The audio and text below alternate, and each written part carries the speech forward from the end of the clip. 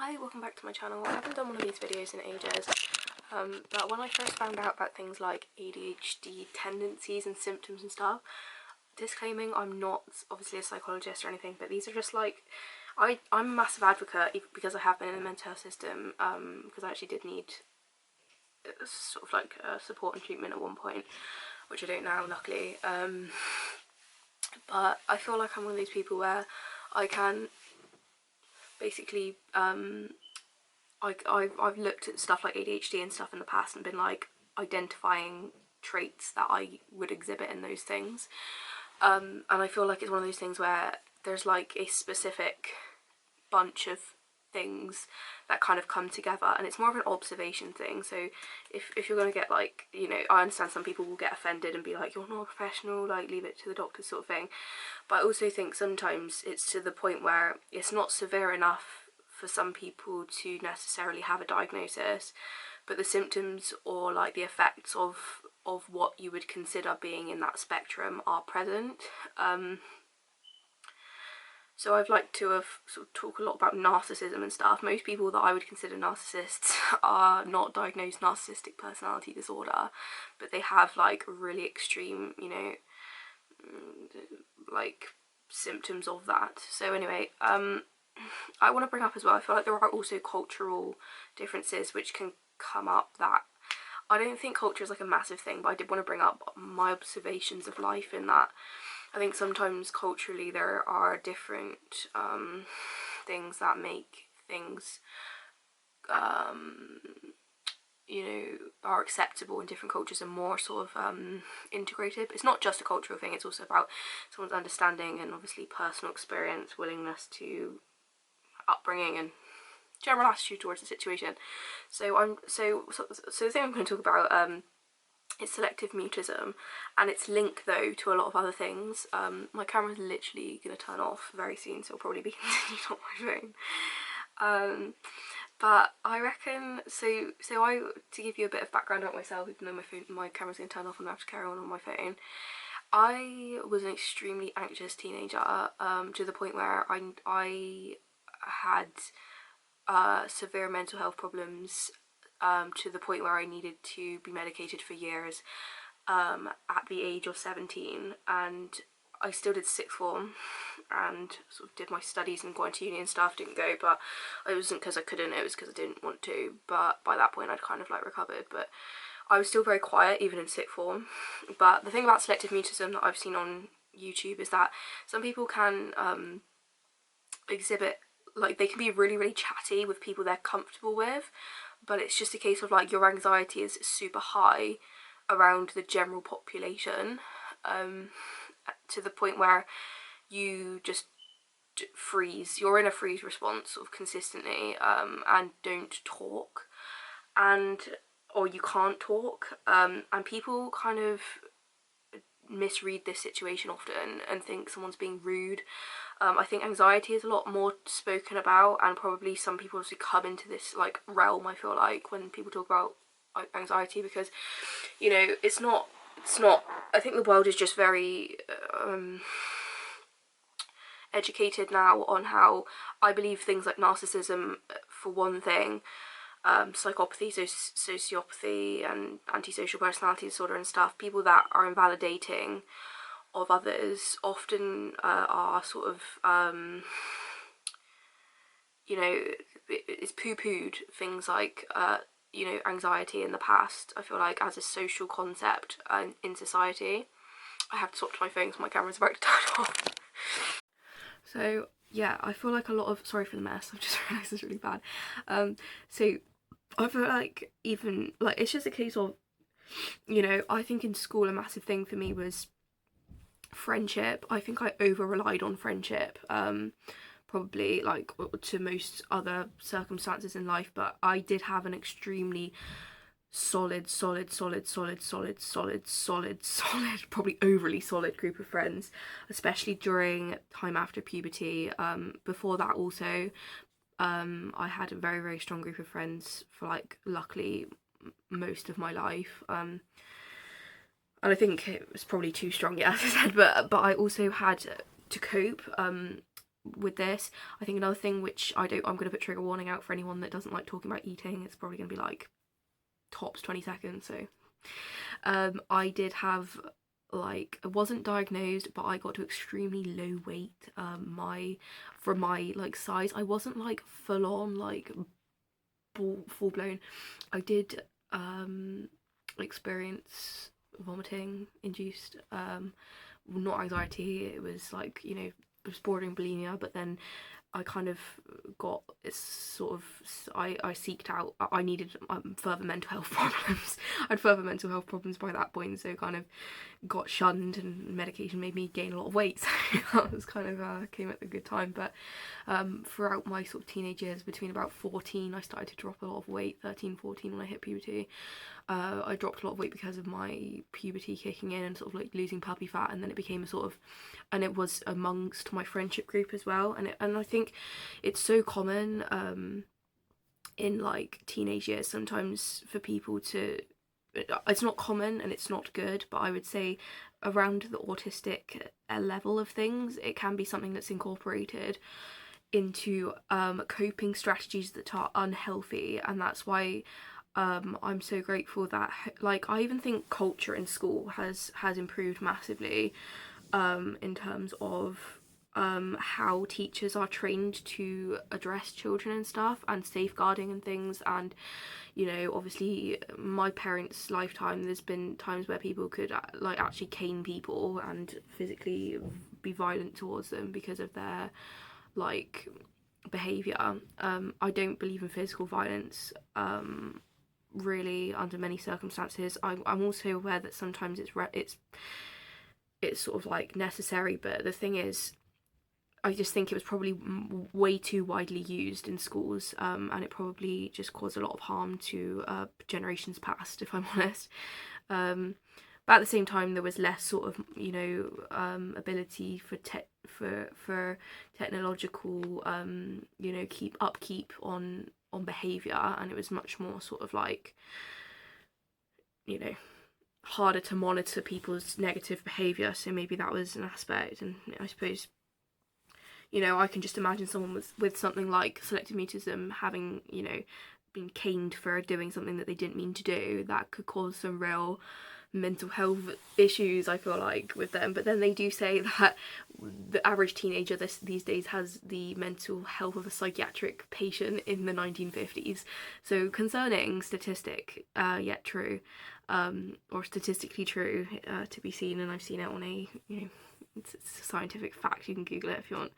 But you know, we all manage our mental health, don't we? And please take your own path in seeking any help that you might need, and there's obviously no shame in that. And please do, because, you know, the best person you can be is the best person you can be for you and other people. And, you know, everyone deals with struggles, just as a little disclaimer, because I'm a massive mental health pusher, advocate, whatever.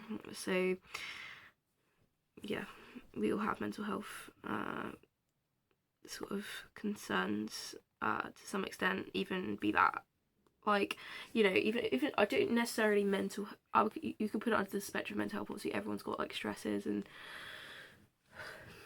swings in different ways, anxiety, depression, you know, people have lots of dispositions, and I speak a lot about trauma and overcoming stuff that has helped me. But so no, it can be also related to autism, psychotic disorders, and also, what's the other thing? Borderline personality disorder. There have just been links in a study that I looked at. Again, I try and sort of keep in my realm of what I've seen as an, you know, a YouTube, an internet surfer here, rather than try and pretend I'm some sort of qualified person. I'm not saying everyone with selective mutism has autism. It's actually, I thought selective mutism was a form of autism, but it's actually not. And what's also interesting is that autism was actually schizophrenia and psychotic disorders were actually categorized under autism for a good while. So obviously all of these disorders have actually come around over the last sort of 100 years or so, I believe. I think, or 200 years maybe, the 1800s possibly was the first seeing of like autism and maybe psychotic disorders and stuff. So yeah, the thing is, but they can be linked, and I think, and also, was it antisocial personality disorder? Actually, I don't think there was antisocial personality disorder mentioned on there. But I know that autism is associated with antisocial personality disorder. And I do think things of this nature, like, I think all mental health conditions can be comorbid. In my experience, again, I'm not going to get too far under the like psychologist like outlook, do you know what I mean? Because I'm not qualified. But from my experience, obviously you can have like, I feel like, two things going on at once. So even from like a low level of in life of, you know, you can have some depressive elements to your situation, predispositions, something, but then also sort of swing towards the anxiety end. Do you know what I mean? There's just so many ways that people can present, and none of it is obviously going to be, oh, I need to just save this period because sometimes I'm gonna go make more space on my camera, but I want to just, yeah, let me do that now because I don't want to lose this video. From my sort of takes, I feel like sometimes, because I've done a video in the past about autistic stuff, that I kind of came into contact with someone that had like said that he was diagnosed with autism, and it helped me sort of like identify things in myself that were along that like sort of criteria, because sometimes I think what I was saying in my last clip was that sometimes I think, as I said, it's not always about getting a necessary diagnosis if it's not needed, but obviously everyone has their own personal situation. I'm not saying you shouldn't get a diagnosis, and you really should if needed, if that's right for you, obviously, but like for example autism, like I considered getting tested for autism, and I definitely have like several autistic traits like that are like prominent, especially when I'm like honest about them. Like if I'm observing myself on a situation, like I'm extremely, like I've got like several autistic traits. I didn't delete enough files. Okay, so I think I was just saying how some people, I feel like, aren't necessarily needing to be diagnosed. I wanted to add as well, I think obviously I've gone through like therapy in the past when I've had my mental health problems and stuff, which was definitely like more than much needed. So obviously you might look at me thinking, obviously I'm obviously talking to a camera for a start, I wouldn't be like this to every single person in the world, but like at the same time I'm 24, and I watched a girl on YouTube do a video, and she was like 30, and she was like, I wouldn't present the same as anyone else, like obviously age wise adults are different, teenagers are different, like, you know, it's not necessarily prevalent in every person.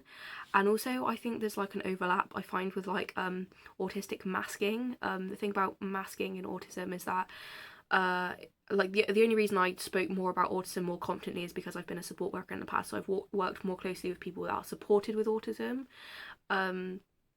So basically, yeah, my experience with autism was like really fresh in my head when I did a video about autism. But yeah, there's a thing called masking in autism that I feel like can have an overlap with selective mutism, even though it's not the same thing. Whereas the thing about masking is that in autism is that you kind of falsify yourself to someone that looks neurotypical, and doesn't like, and you don't like sort of maybe act on your impulses because you know it won't be socially acceptable, and doing this excessively can be really harmful and damaging, but it's something that people with autism do, and it helps them cope. Sometimes it can be like a positive and negative coping mechanism, but don't quote me on that, because again I haven't been treated for autism myself. I considered getting an autistic assessment. In hindsight, I mean, I could always do that in the future. I don't think I would necessarily get diagnosed, and I consider getting diagnosed, assessed for borderline personality disorder. Trust me, I don't need another diagnosis on my list. I'm quite happy with my saying I've been in the mental health service background and relying on that should I need more therapy as more than a, not that you need an excuse to go to therapy, obviously not.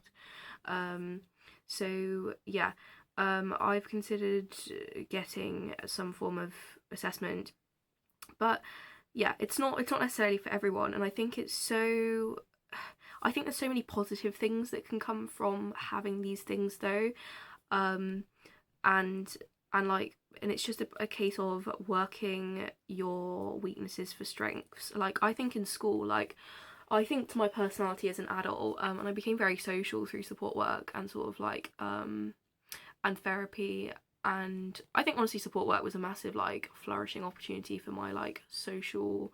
I've always been quite socially confident though in terms of speaking to other people. So it's kind of there's it's not like, oh, just because I'm confident in one situation with my friends doesn't mean that. But then it's at the same time I was always extremely held back in my secondary school, so there can be sort of like things that are a bit sort of polar opposite, and that can also come from, I feel like, trying to push yourself out your comfort zone and maybe being pressured into talking if you don't want to by others. I'm always a massive advocate for like slowly does it kind of vibe for, but like people's life experiences are different, you can't choose how things happen to you, you know, but it's a case of, I think it's very like slowly does it kind of mentality in terms of handling these sort of delicate issues is the best way to go about it. But then at the same time, while I was having therapy, I don't think my therapist specialised in selective mutism necessarily, and I was still very confident talking to him and not feeling like that was something that needed to be like addressed in my treatment with mental health necessarily, but maybe he was like slightly sensitive to it. I honestly don't know. I don't think he was trained in that in specific area, but I was still able to sort of like handle that situation. And it can be, as I said, more or less severe, but it can also be very like some people, I think I definitely when I was at times in school would overcompensate massively because I was so anxious, and I've mentioned that in other videos. But even in terms of talking, I definitely have had messaging in the past telling me to push my talking, even if I felt really like it was the opposite of what I wanted to do at that time. But at the same time, like, I'm obviously making YouTube videos now, and I've been in performing arts in the past, and I've sort of like done performances with singing and music and things like that. And that would seem extremely, and there's just so many that, anyway, let's not go into all the variations of me, but I think there can be a lot of positive aspects if you have any of these sort of like traits. I'm not saying mental health problems, I'm not trying to glamorize mental health problems, but I'm trying to say work with your characteristics in order to avoid mental health problems. And obviously if you have ongoing mental health problems, to get them treated and manage those like, you know, obviously symptoms, and like that would be a doctor's perspective, not me, but like characteristics. I feel like being someone that's been in the mental health system in the past, it's all about tools and skills. Obviously for each individual situation it's very different, so I can't like give an overall you know, like concept on that, but you know, there's lots of different treatments, therapies and whatever that apply to different situations. Again, I'm getting into the realms of like doctory, which I'm not, so I'm just a person on YouTube. But it's very much for me a case of like at this point in my life and how it's kind of always been, because my mental health is a lot better than it was at its worst, and I'm very much in a stable place now. Obviously I've not got to worry about things like school to make me anxious. I'm not being funny, if I had to go back to school even at my age now, I'm sure the same thing would happen. So to give my inner teenager a bit of a fucking, you know, forgiveness or whatever, it's very stressful being at school, do you know what I mean? It's really just like, it's not where you would naturally choose to be for probably anyone, to be honest, but it is the way we are socialised, and it's not all negative, and there's a lot of good things about education. Obviously the world's not perfect, so but yeah, things like, for example, autism, when I worked with autism, there can be like, obviously, again, there's a lot of variations in autism as well, so you can't say just like autism is just this, just that, but I don't know, like often sometimes people with autism can have really heightened awareness to like creativity, like even my autistic traits. I'm really tuned into like music, and I think, I don't know whether it's I think it probably is what you consider my autistic traits, which can kind of help me focus on that a bit better, whereas if I didn't have that aspect, maybe I wouldn't be so clinged on to music, and that wouldn't be something that really sort of like helps me unwind and connect to my body and myself.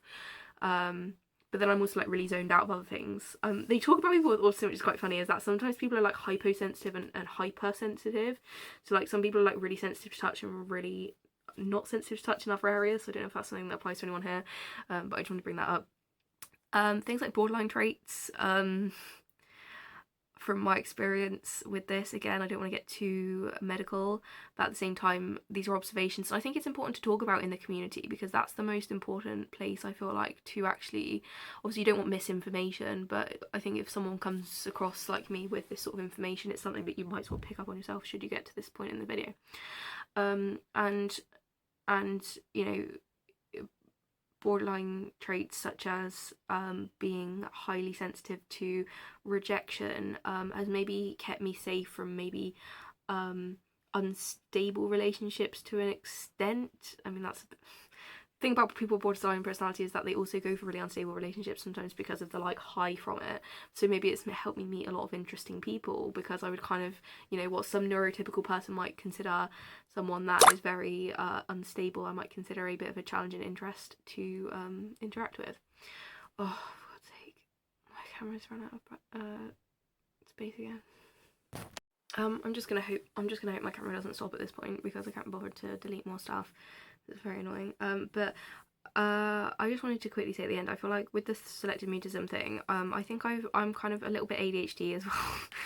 But again, not maybe enough to get diagnosed. Maybe someone would diagnose me, but I don't really think I need it. I definitely don't need medication for it now, I don't think. Oh, I spent so many years trying to go off medication. I'd rather not do that again. It's actually very, very harmful to the body, some of them, but they've also got a lot of benefits, and I wouldn't change being on them, but I'd rather not have to go on them again if possible. So yeah, with ADHD, what's it?